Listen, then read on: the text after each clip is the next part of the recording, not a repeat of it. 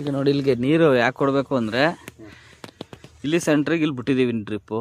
ಇಲ್ಲಿಂದ ಇಲ್ಲಿಗೆ ಎಷ್ಟು ಅಡಿ ಬರ್ಬೋದು? ಒಂದು 3 ಅಡಿ 2.5 ಅಡಿ ಬರ್ತದೆ. ಈಗ ಇಲ್ಲಿ ನಾವು ಇಲ್ಲಿ ಮಾತು ತೆಗೆದಿದ್ದೀವಲ್ವ ಇಲ್ಲಿ ನೋಡಿ ಇದು ಬೇರು ಇದೆ ಇಲ್ಲೇ ನೋಡಿ ಇಲ್ಲೇ ಬೇರು.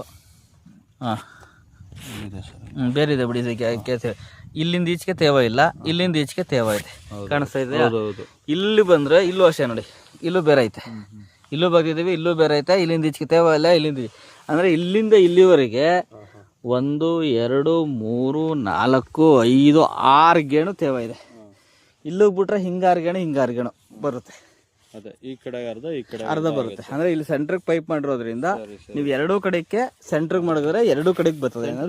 ನೀರು ಜಾಸ್ತಿ ಆದ್ರೂ ಏನು ತೊಂದರೆನೇ ಆಗಲ್ಲ. ಸೆಂಟ್ರಿಗೆ ಇದ್ರೆ ಮಾತ್ರ ತೊಂದರೆ ಆಗುತ್ತೆ. ಇದ್ರಲ್ಲಿ ಏನಂದ್ರೆ ಈಗ ಇಲ್ಲಿ ಪಾಚಿ ಬಂದಿದೆಯಲ್ಲ, ಭೂಮಿ ಒಳಗೆ ನೀರು ಹೋಗಿ ಹೋಗಿ ಹೋಗಿ ಹೋಗಿ ಶೀತ ಆಗುತ್ತೆ ಅಂತ, ಬೇರು ಕೊಳ್ತೋಯ್ತವೆ ಅಂತ. ನೋಡಿ ಇಲ್ಲಿ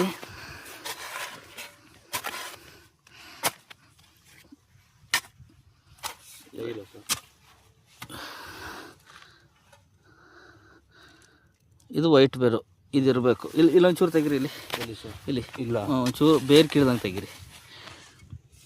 ಬೇರು ಸಿಗ್ತಲ್ವಾ?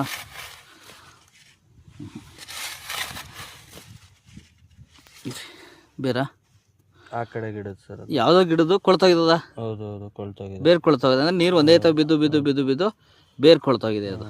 ಅದ್ರ ಬೇರು ವೈಟ್ಗಿರ್ಬೇಕು, ಬೇರೆಲ್ಲ ಕೊಳ್ತೋಗಿದೆ.